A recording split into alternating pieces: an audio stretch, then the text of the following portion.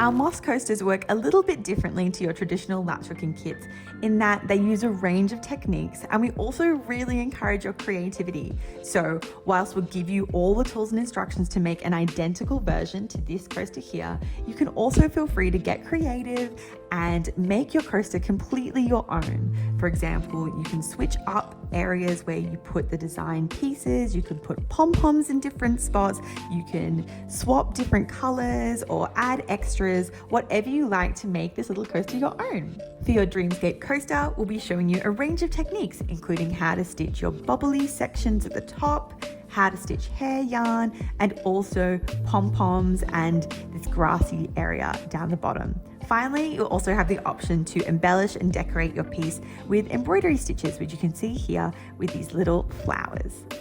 And there you go. Now it's time to get creative.